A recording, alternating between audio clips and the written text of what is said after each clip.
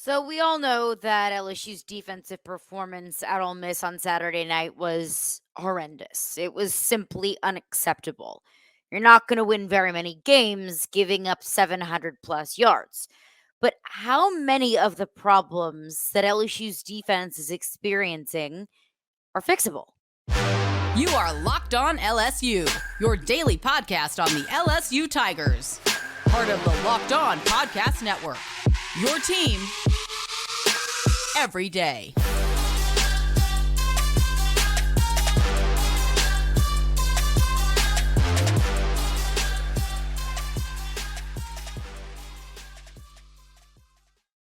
Well, thank you for making Locked On LSU your first listen every single day. We are free and available wherever you get your podcasts. Plus, we are on YouTube as well, so you can listen to the podcast in addition to watching it on YouTube. Today's edition of Locked On LSU is brought to you by Game Time. Download the Game Time app, create an account, and use code Locked On College for $20 off your first purchase. And a full breakdown of LSU's loss to Ole Miss on yesterday's podcast. You can find that on your preferred podcast platform and on YouTube as well. And I explained why I want Matt House fired. I want him gone. And I think the defensive performance on Saturday night speaks for itself. Add that on top of the defensive performance against Arkansas and add that on top of the defensive performance against Florida State. And I think that's all the evidence that you need in order to say that, yeah, hey, by the way, Matt House, it's simply not cutting it. This defense is simply not good enough. This defense is wasting an elite offense, just like it wasted an elite offensive performance on Saturday night. But how many of these problems are truly fixable? And how many of these problems are just going to have to wait? Like Brian Kelly said, no one new is walking through this door. There's not another player that's going to magically become available that's going to help this defense. Your personnel, your team, your roster, it is what it is. And we knew that the secondary depth was a problem going into the season. And oh, yeah, by the way, it's still a problem. It's even a bigger problem now since Greg Brooks is unavailable. Of course, he's on the mend from the surgery that he underwent to remove a brain tumor. So Alexander left the game early in Oxford. Deuce Chet didn't even make the trip. So we knew that those were going to be issues and issues that were going to persist throughout the rest of the season. But it's not just the secondary. It's the defensive line too. So is there anything that can happen right here, right now, this season, this week, to help LSU against Missouri, to help LSU against Alabama, to help LSU against Texas A&M, to help LSU get back to the SEC championship game? And is firing Matt House today going to help this football team? Or is it going to cause more problems than it's going to help? Now, I want Matt House gone, whether it's today, tomorrow, or before next season. I want Matt House gone. But what problems can be fixed right now? And what might create more problems? Recruited Brian Smith, who's Locked On's official recruiting insider. He has some recruiting insight of coaching changes in the middle of the season, what that might mean.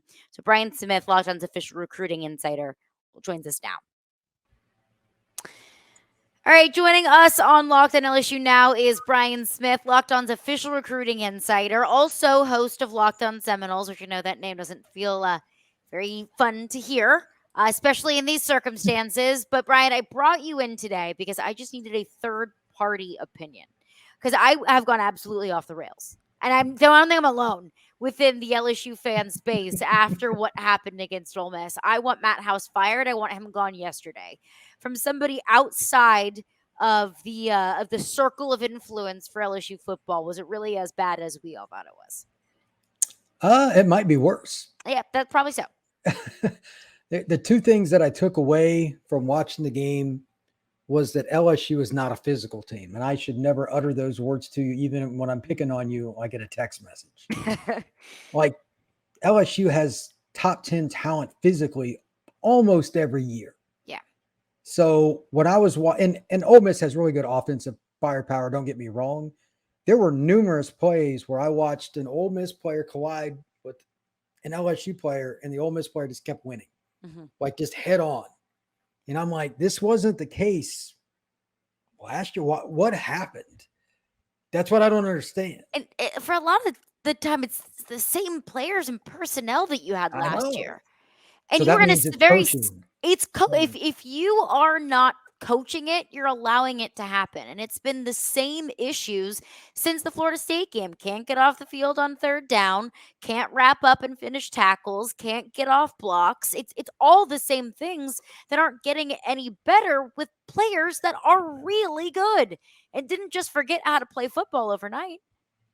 Well, I mean, like we were talking about before the show, I've got a bunch of stats. I'll rattle them off here in a second, but LSU used to be like automatically a top 10 to top 20 team on third down because they always had pass rushers. Right. Right now, they're 120th in the country and they're allowing 47.06% conversions.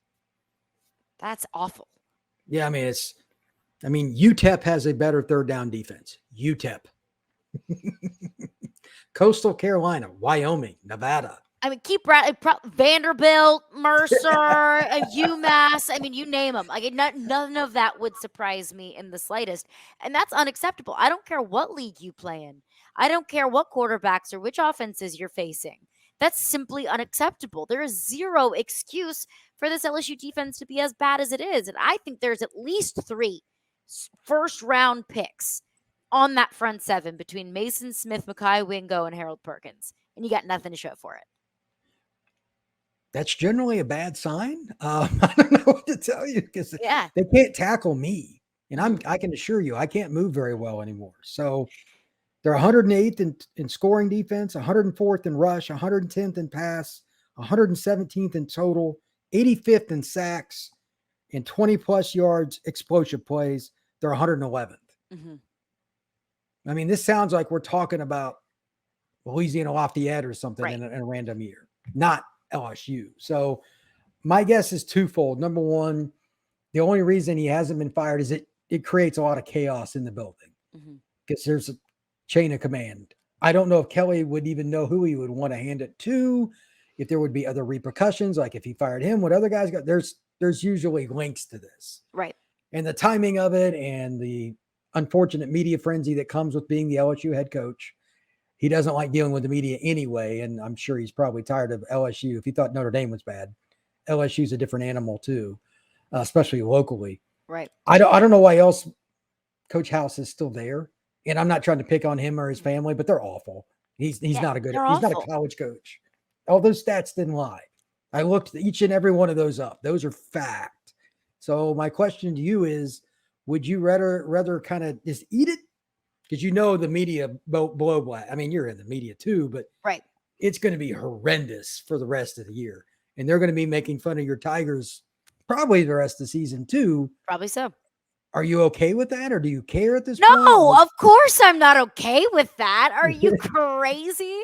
Of course not. I mean, with the season that right now, it probably isn't what LSU fans want to hear, but like the season is salvageable.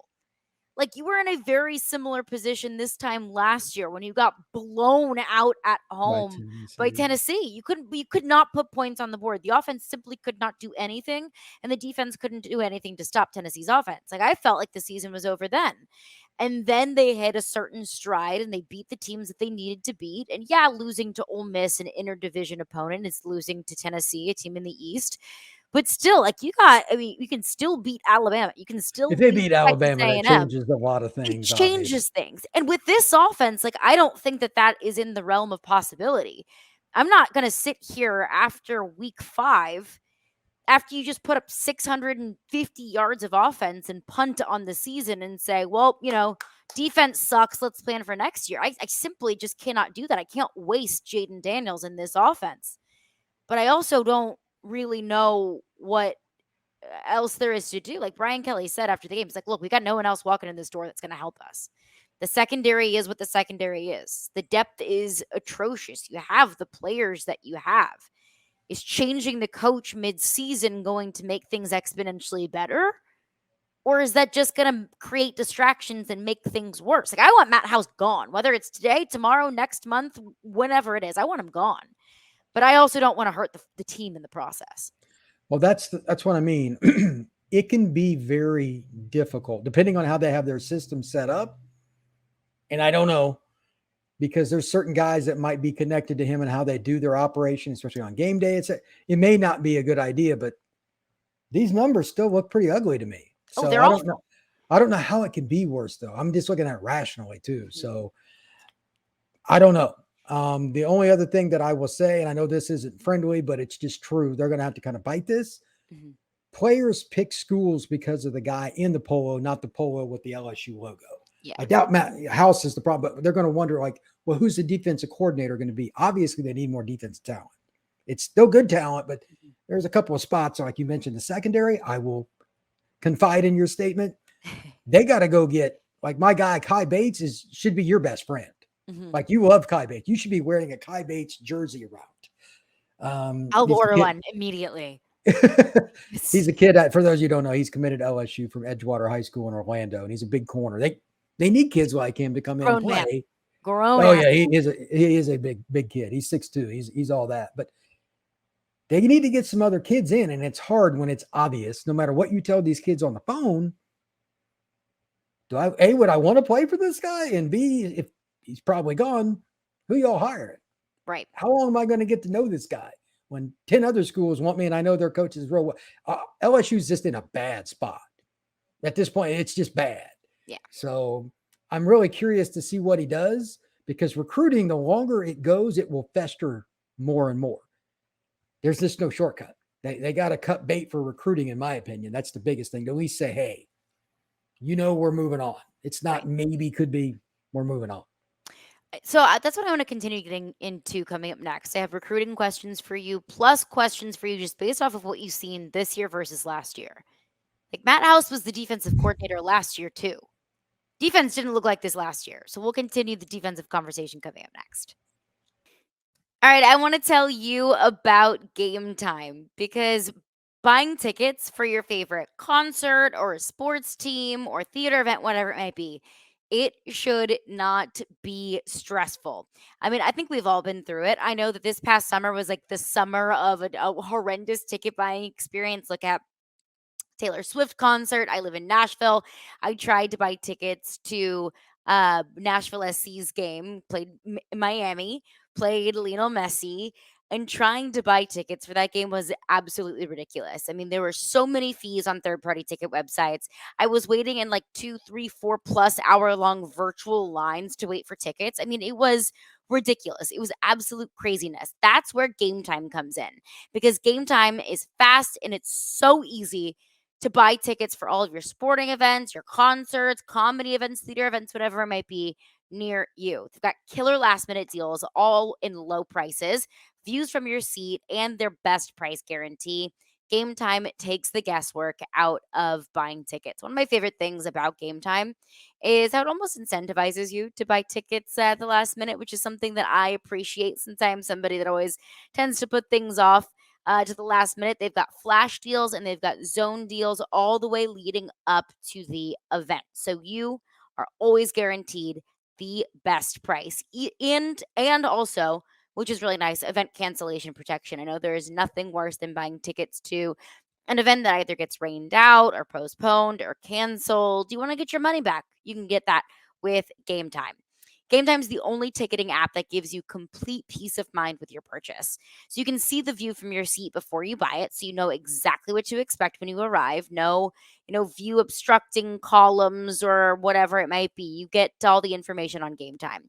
You can buy tickets in seconds with 2 taps. It is seriously so easy. When you open up the Game Time app, all of the biggest and hottest events near you will be the first thing that pop up. So let's say there's a really big concert in your city, open up the Game Time app, tap, check out. You got it. The tickets are yours. Take the guesswork out of buying tickets with Game Time. Download the Game Time app, create an account, and use code LOCKEDONCollege, LOCKEDONCOLLEGE, for $20 off your first purchase. Terms apply. Again, create an account and redeem code LOCKEDONCollege for $20 off. Download Game Time today. Last minute tickets, lowest price guaranteed. College football season is here, and this season, Locked On is kicking up our coverage with Locked On College Football Kickoff Live.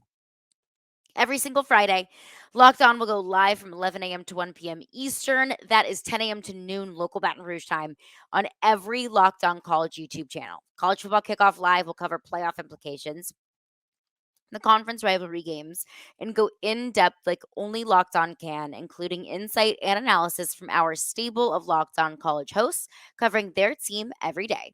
So find Locked On College Football Kickoff Live every Friday from 11 a.m. to 1 p.m. Eastern on any Locked On College YouTube channel.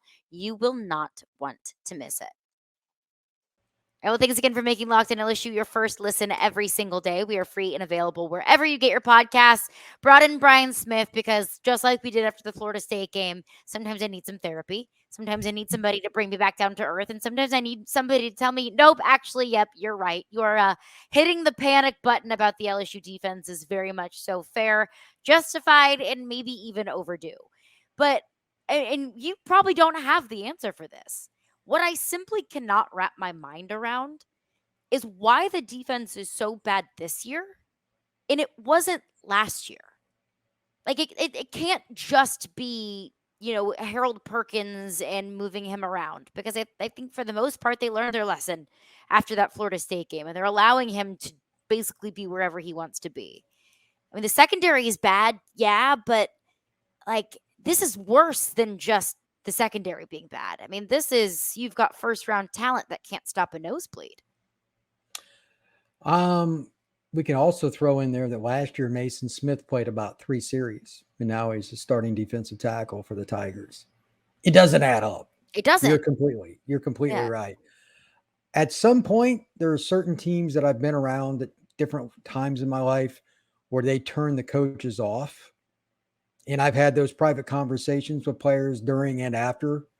I'm wondering if that happened at some point for whatever. Exactly? Like they don't give a rat's, what the coach is saying anymore. I've had some face-to-faces with teams that went south, and then I said, like, what? And they just didn't like them. Mm-hmm. And that's not a good answer, but if it's the guys that are wearing the LSU helmet, it's a pretty important one. I wonder if that's it, because, again, the talent is not the issue, especially in the front seven. Harold aside, you added frickin' Mason Smith, who every team in the country recruited out of high school for a reason. Mm-hmm. So I had him as my number 1 player in the country. Now you're worse and you added him? Yeah. Perkins is a year older, more experienced. That does not make sense. So and you're worse? Yeah, like not just bad either. I mean, these numbers are horrific. They've got to be, these are Vanderbilt numbers from the 1980s. Worse. It's like, it's almost you're a mad Tigers fan. I don't know if there's a single Tiger fan out there that's not just pissed off, because I can deal with getting beat by a team that is simply just better than you. Like I can deal with that. Ole Miss is not better than LSU. Ole Miss is not better than LSU. And, if they turned the ball over and committed a bunch of penalties, yeah, I'd be pissed, but I would be able to say that's exactly why you lost this football game. But you put up over 600 yards of offense. You only committed a handful of penalties for a handful of yards. Ole Miss had over 100 yards in penalties, and they were still able to win the football. They still won, and they still scored over 50. Yeah. Put up over 700 yards. Like this LSU is like, it is defense. When you think LSU football, you think winning games 13-10. You think the best defensive players in the country. And now, I mean, this is a rinky-dink middle school defense. I still remember the game, and I think it was 88 when LSU won on the 4th down play, 7-6 against Auburn. I remember watching that when I was a kid. That's what I remember with LSU, and I know that's long before your time, but that's always been who they've been. Right. And now they're not even a shell of that. And I'm not sure if there's any other explanation other than there are at least some players, for whatever the reason, that have turned the coaching staff off, because they just don't look like the physicality that I mentioned is part of it, but the lead into that is worse. I don't care. That's a massive concern. Like, you've lost the locker. Some of the kids don't look like they're even using basic technique to tackle. And you and I talked about before the show, Brian, I'll give him credit. He mentioned that they had 30 missed tackles, just something absurd. And I understand Ole Miss has a ton of skill talent. I mean, they got some dudes. There's no question. Ulysses or whatever his name, that kid is like, holy crap, is he elusive. But I mean, there were times he just made guys look like YouTube moment after YouTube moment because they didn't even physically touch him. I know LSU still does hitting drills, thud drills at least. They don't even look like they've tried to practice. Mm-hmm. Doesn't make sense because like Brian Kelly's been very consistent with his defenses for years. Right. Even before he was at Notre Dame, they hasn't really changed much. So I just think there's going to have to be some staff upheaval. And unfortunately, that'll probably cause some issues short term. But he did it at Notre Dame after they went 4-8 and 216, and then they were good after that. He needs to have the same thing happen. Whatever staff changes he makes, he can't miss, whatever they are between now and next season. What do you think would be the best approach, just in your opinion? Do you fire him in the middle of the season, or you risk the now, maybe salvage a little bit of the future, or do you wait? I would lean towards more now because there again, it goes back to my concern about players not bought in. Even if they didn't like a guy or guys on the staff, you still represent the purple and gold. Yeah. And you still represent yourself. Yeah. There's certain parts of it. And let's just say House is a terrible coach. And I think for the college level, at least, he just doesn't fit. He's coaching the NFL, so he knows football, but something's not connecting for whatever reason. And that's neither here nor there. The point is still the same. If they're performing bad and they're tuning guys out in any way, shape, or form, there needs to be some soul searching on, is Baton Rouge the right place for me? Mm-hmm. This could be a rather high year, and I don't know if you follow this or not, on how many kids leave Baton Rouge, and it may not be a bad thing. Sometimes you got to even lose some. I'm not saying you want Harold Perkins to transfer. There's some exceptions, but there might need to be a few more guys leave.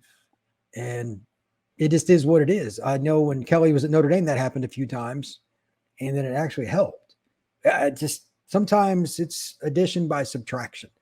I don't know, but I'm kind of guessing that's going to happen. And if the coaches go and you see some players still leave after this year, after they hire some, can you imagine how much money LSU's going to throw at what? I have no idea who it'll be. Whatever court. I mean, give them what they want. Yeah, pretty much. Maybe Dave Aranda will get fired at Baylor. Bring him back.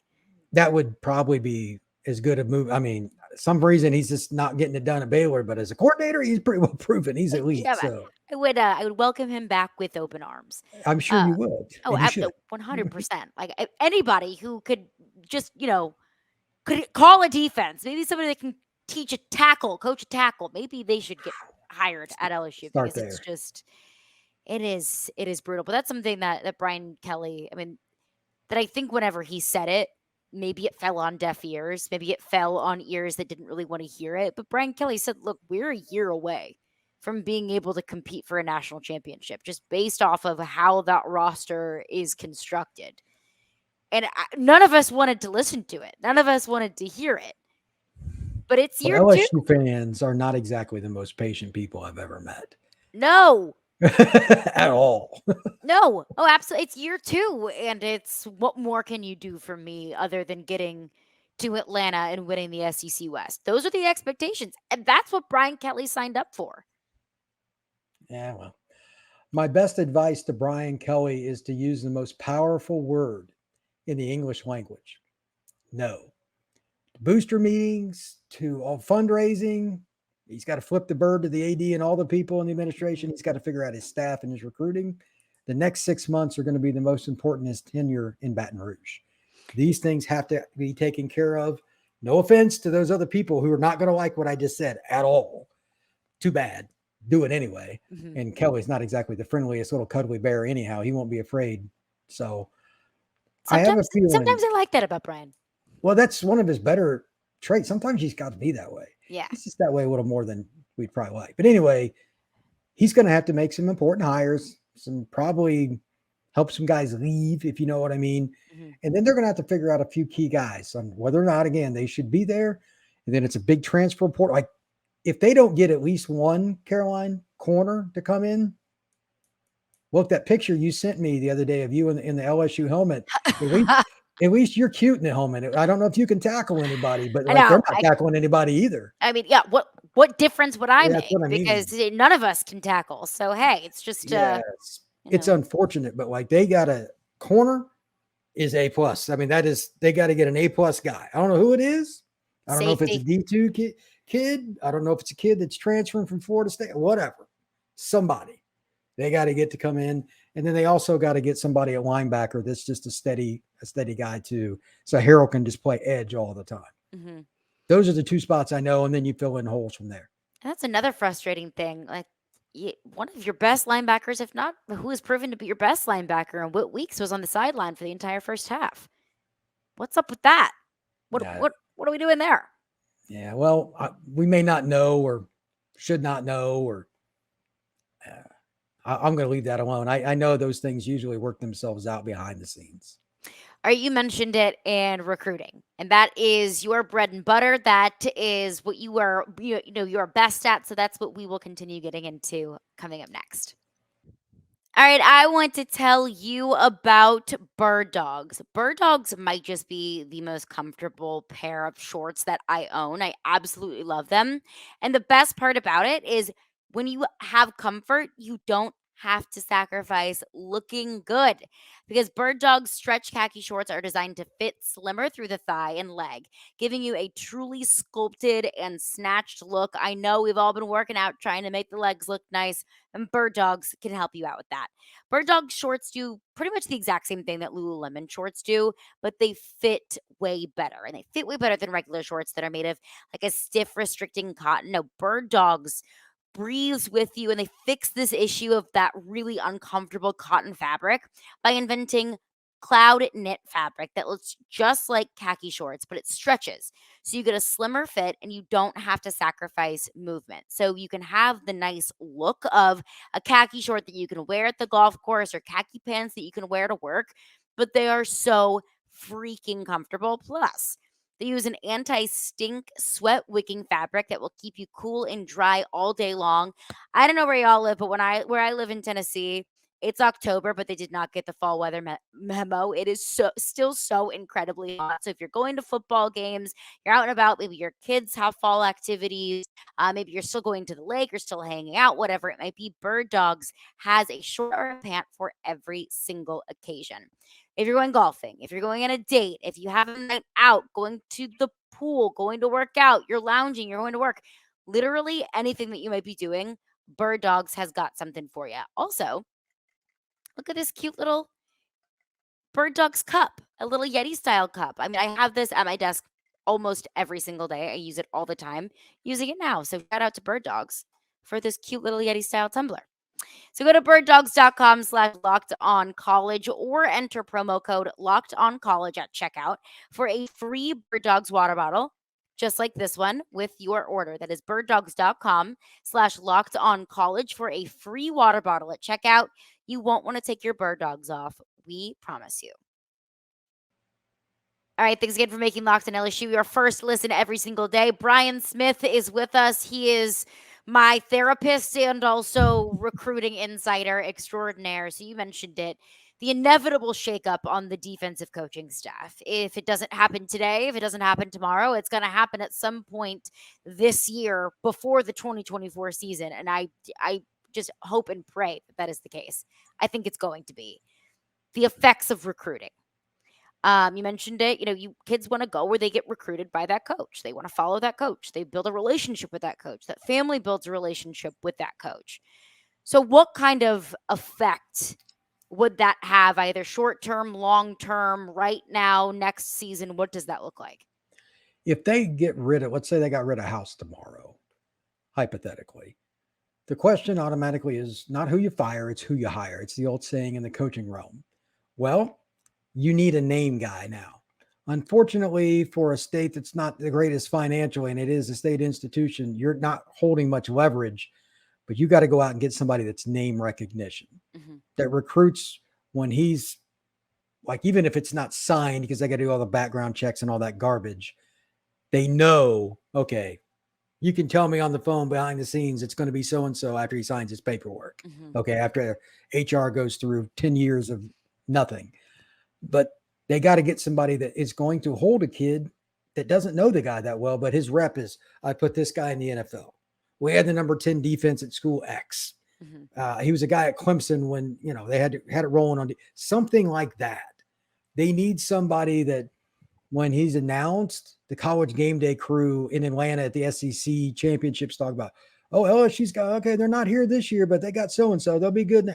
They need a name guy, because if they just take an up-and-comer that's not well known, they're going to lose recruits out of this class, and to put you behind the 8 ball with the 25 class as well. So they need name recognition.